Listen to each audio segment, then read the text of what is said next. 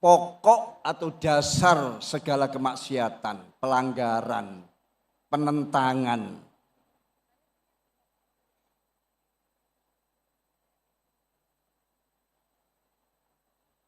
Dan asal daripada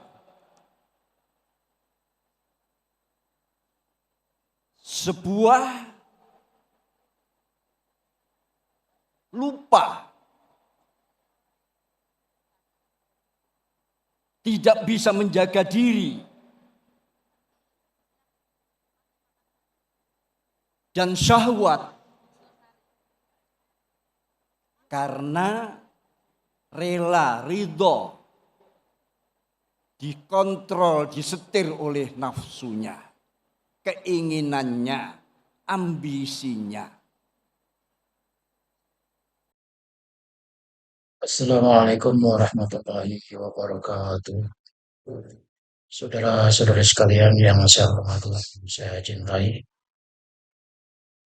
sangat menarik pidato ceramah Kiai Haji Miftahul Akhyar dalam Harlah Muslimat Nahdlatul Ulama yang ke-78 di Senayan. Betul kata Kiai Haji Zulfa Mustafa, kalau pengurus Nahdlatul Ulama itu sama seperti beduk dan mizan, tidak bisa dipisahkan. Nyatanya dalam pidato Kiai Haji Miftahul Akhyar masih terus menyebut-nyebut Al-Mukarram para habaib. Padahal di situ yang hadir cuma satu Habib, yakni Habib Lutfi bin Yahya. Saudara-saudara sekalian yang saya hormati, ada beberapa catatan yang kita renungkan menyimak pidato ceramah Rois Am, pengurus besar Nahdlatul Ulama, Kiai Haji Miftahul Akhyar. Yang pertama, beliau mengingatkan kepada semua orang agar tidak menurutkan nafsu syahwat keinginan yang bersifat pribadi. Karena nafsu syahwat keinginan pribadi itulah yang menjadi sumber pokok kehancuran. Sepertinya peringatan ini juga disasarkan kepada pimpinan negara Republik Indonesia, yakni Bapak Joko Widodo, yang nampak di akhir-akhir ini telah dinilai oleh banyak pihak sedang punya ambisi menurutkan nafsu syahwat pribadi, terbukti dengan adanya pengubahan undang-undang lewat MK, di mana anaknya maju menjadi calon wakil presidennya Prabowo. Nasihat itu juga masuk ke sana, tetapi juga terpenting masuk juga kepada diri sendiri Kiai Haji Miftahul Akhyar. Jadi beliau menasihati orang, khusus kepada presiden, para pemimpin, dan dirinya sendiri yang duduk di dalam puncak atau pucuk kepengurusan Nahdlatul Ulama, yakni Rois Am Nahdlatul Ulama. Yang kedua, beliau mengingatkan supaya tidak menyebarkan fahisyah, keburukan. Nampaknya ini masih terkait dengan fitnah, penyebaran berita kalau Habib itu adalah pemalsu, mengaku-ngaku sebagai cucu Rasulullah, lalu dibela oleh beliau, sehingga isu ini dianggap oleh beliau sebagai fahisyah, atau lebih tepatnya malah dituduh sebagai fitnah. Dan di sini ada tendensi pembelaan diri, di mana kemarin Kiai Haji Miftahul Akhyar dihajar rame-rame oleh netizen karena terang-terangan membela Pak Alawi yang sudah jelas tidak bisa membuktikan kalau mereka adalah cucu Nabi Muhammad Sallallahu Alaihi Wasallam. Di sini juga beliau seakan mencegah masyarakat untuk menilai pasangan calon presiden nomor 2 sebagai orang yang tidak baik. Padahal semua orang dewasa sudah tahu jejak-jejak keburukan capres nomor 2. Hal ini disampaikan karena memang beliau sudah jelas-jelas dalam berbagai pertemuan dengan pengurus Nahdlatul Ulama mengarahkan untuk memilih pasangan calon presiden wakil presiden nomor 2. Tidak bisa dibantah. Yang ketiga, beliau mengingatkan kalau warga NU adalah punya kewajiban dan bahkan harus memuliakan pemimpin seburuk apapun karena sudah terpilih. Dan ini saya sangat setuju.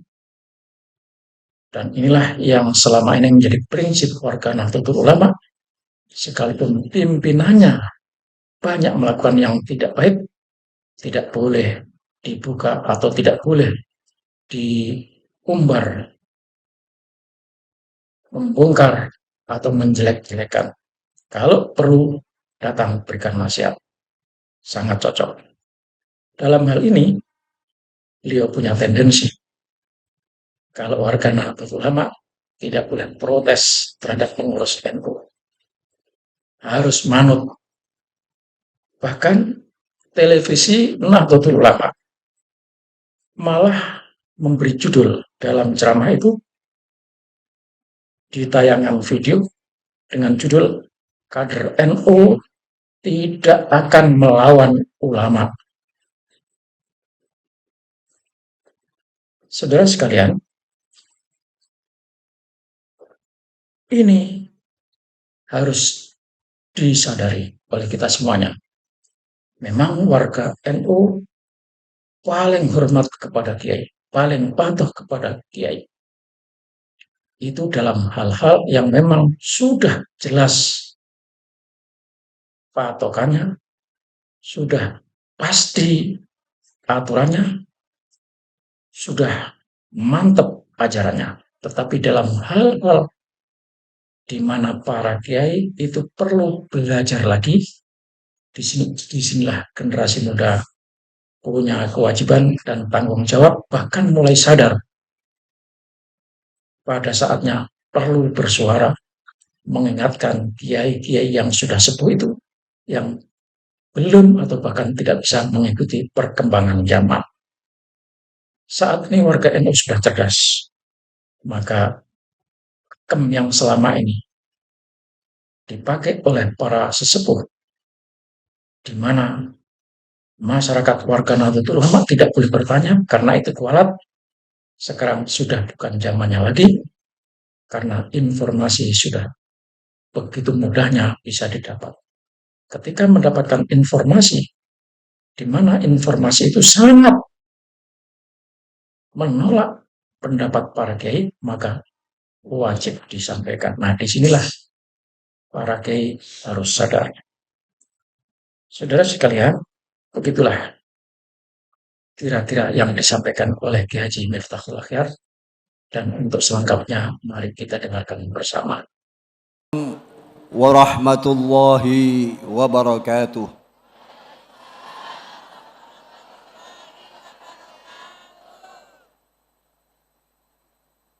Bismillahirrahmanirrahim. Alhamdulillahilladzi azza min qail. Innal ladzina yuhibbuna an tashi'al fakhishatu fil ladzina amanu lahum azabun alim fid dunya wal akhirah. Allahumma salli ala nuril anwar wa sirril asrar wa tiryaqil aghyar miftahi babil yasar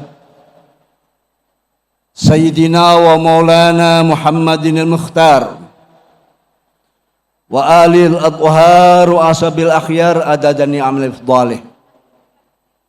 Amma ba'd. Hadaratil kuramal izza wal ulama wal masyayikh wal habaib al-amathil wal abajil,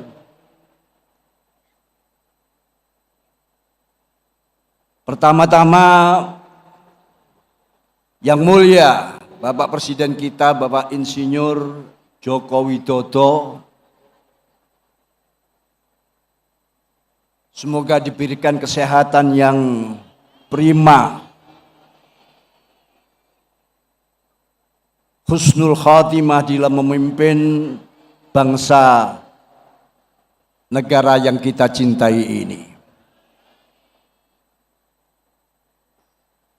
Bapak Panglima TNI Bapak Agus Subianto, juga Bapak Kapolri Bapak Listio Sigit Prabowo,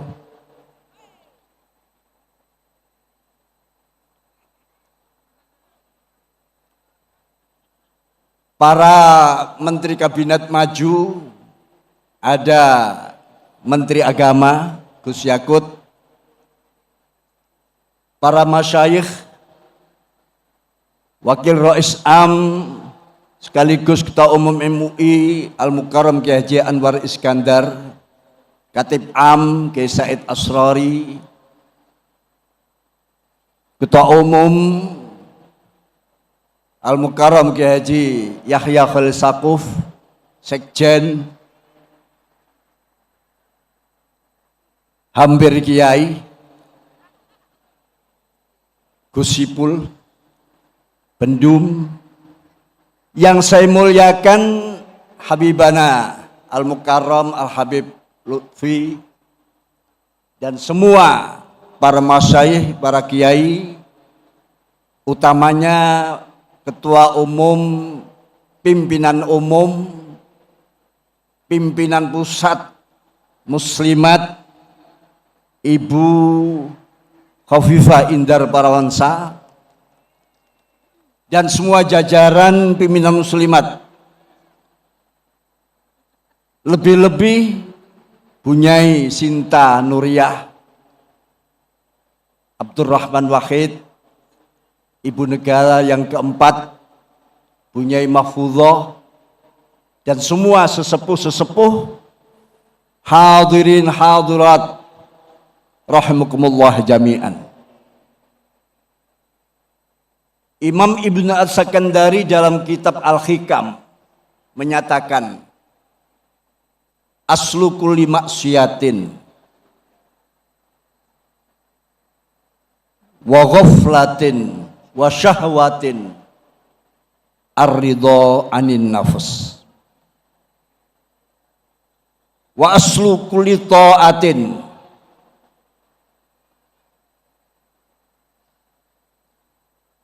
wa yaqadhatin wa iffatin adamur ridha anin nafs. Fala antas haba jahilan la yardha an nafsihi khairun min antas haba aliman yardha anha au kama qala. Ulama legendaris yang karya-karyanya banyak dibaca di pesantren-pesantren di seantero dunia, Al-Imam Ibnu As-Sakandari menyatakan, pokok atau dasar segala kemaksiatan, pelanggaran, penentangan,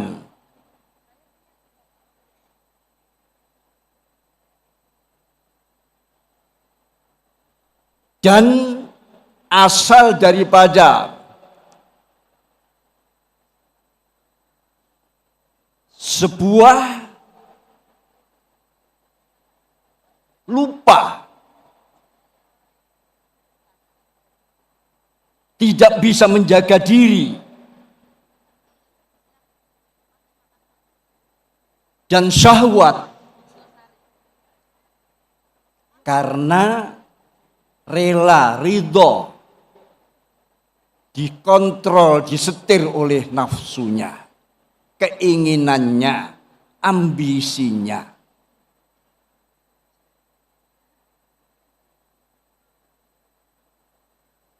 Tidak bisa mengontrol nafsu, ambisi, syahwat. Inilah merupakan asal pokok dari segala kemaksiatan. Lupa atas jati diri siapa kita sebetulnya. Dan sebaliknya, asal pokok daripada ketaatan, ketundukan, menghormati,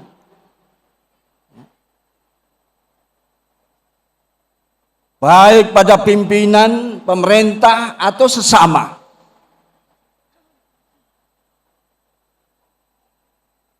adalah karena berdasar tidak ridho, tidak mau dikontrol oleh nafsunya. Jadi nafsu inilah biang kerok daripada segala keruwetan. Bahkan biang kerok daripada segala ketidaktaatan. Muslimat yang sudah berusia 78 tahun, betul ya? Yang kita ketahui muslimat adalah ibu-ibu. Tadi sudah dikatakan An-Nisa imadul bilad atau al-mar'ah imadul bilad. Ada sebuah syair menyatakan An-Nisa madrasatun in a'datta laha a'datta jilan tibal raih tibal atraf tibal a'rab. Wanita dan hampir semua manusia-manusia yang terbaik. Rasulullah Shallallahu Alaihi Wasallam lahir dari seorang wanita, Sayyidah Aminah. Beliau manusia terbaik, bahkan makhluk terbaik. Diibaratkan wanita adalah sebuah madrasah, sebuah tempat penggemblengan, cokro di mukanya melahirkan para pemimpin-pemimpin yang baik. Dari rahim ibu-ibu inilah lahir para pemimpin. Dari rahim ibu-ibu inilah kita harapkan lahirlah sebuah masyarakat yang baik. Dari masyarakat yang baik lahirlah sebuah negara yang baik. Semua itu atas jasa daripada ibu-ibu panjenengan sedoyo, Bu. Alhamdulillah.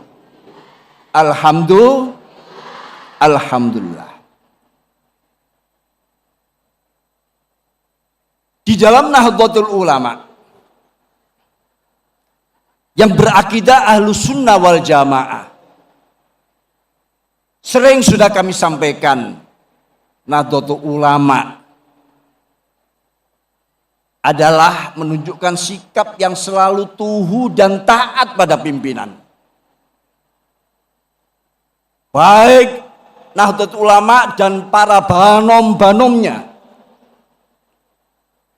Sampai Rasulullah menyatakan, Isma'u wa ati'u.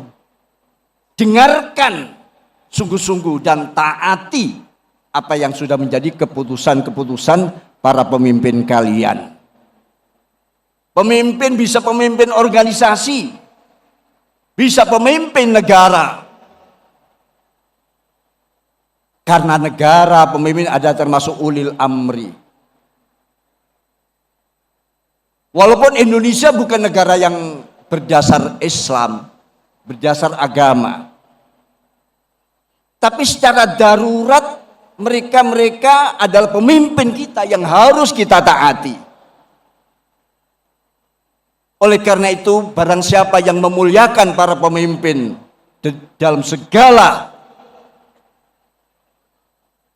lapisan, maka Allah akan memuliakannya. Waman ahana sultan, waman ahana al-amir, ahanallah. Barang siapa yang menghinakan para pemimpin, menghinakan presiden, wakil presiden, meremehkan mereka semuanya, pimpin organisasi, Allah akan membalasnya. Apalagi dalam surat An-Nur ayat 19 tadi sudah saya sampaikan.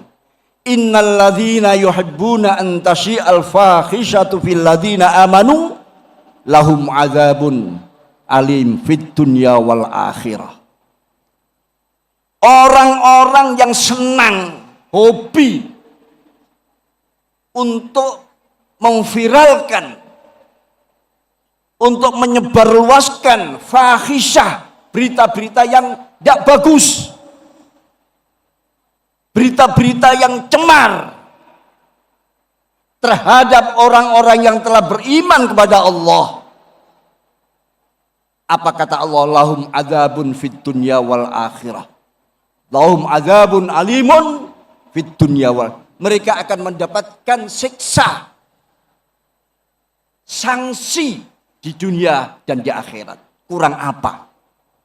Mau tambahan? Siksaannya disiapkan di dunia dan akhirat. Apa minta tambahan siksa lagi? Kenapa? Karena Nahdlatul Ulama dengan Subhan akan menyimpan rahasia saudaranya. Dia tidak mudah menyebarkan, apalagi tidak valid, tidak disertai tabayun dan klarifikasi, langsung disebarkan. Ini bukan faham-faham kita. Sepertinya ini sudah ketularan penyakit-penyakit kelompok-kelompok yang beraliran keras. Oleh karena itu, dalam kesempatan ini saya minta jajaran Nahdlatul Ulama dan banomnya, mari berikan ketaatan. Karena itu memang maziyahnya Nahdlatul Ulama. Bukan karena pimpinan ini minta ditaati, minta disembah-sembah. Ketaatan Anda itulah merupakan modal sekaligus pertanda Anda adalah kader-kader Nahdlatul Ulama, kader-kader ahli sunnah wal jamaah. Sampai-sampai Rasul nyatakan wa in ta'amartum abdun khabasyun ka'anna ra'sau zabib. Walaupun yang memimpin kalian abdun khabasyun, budak yang hitam kelam, rambutnya yang ikal bagaikan buah anggur. Kalau itu memang sudah disepakati sebagai pemimpin kalian, berikan. Manakala wa'ala asarotin, dan manakala kalian menerima hal yang memang tidak mengenakan, mungkin merasa dinomorduakan, jangan melawan, jangan demo. Sabar, kata Rasulullah SAW. Tapi alhamdulillah di Indonesia ini kita tahu sendirilah mana yang layak untuk dihormati, nomor 1, nomor 2 atau kelas 1, kelas 2 sudah terbukti. Mudah-mudahan Allah terus ya memberikan kesehatan kita semuanya. NKRI terus ya bisa kita pertahankan karena ini warisan daripada para muassis, para sesepuh, para tokoh-tokoh. Karena ini adalah ajang dakwah kita. Di semua ajang, di semua lapisan ada nilai-nilai dakwah, amar ma'ruf, nahi anil munkar. Itulah yang diambil oleh Nahdlatul Ulama. Politik Nahdlatul Ulama adalah politik dakwah, politik amar ma'ruf, nahi anil munkar, politik kebangsaan dan keumatan untuk menjaga ketentraman, Jangan sampai langkah dan ucapan kita membuat gaduh di tengah-tengah masyarakat. Wajib kita menjaga ketenangan. Semoga Allah memberikan tambahan-tambahan keberkahan dalam kehidupan kita. Pulang dari tempat ini rizkinya tambah, barokah, usianya tambah, hutang-hutangnya kesaur semua. Allahumma amin ya rabbal. Demikian yang bisa kami sampaikan. Mohon maaf. Ihdinas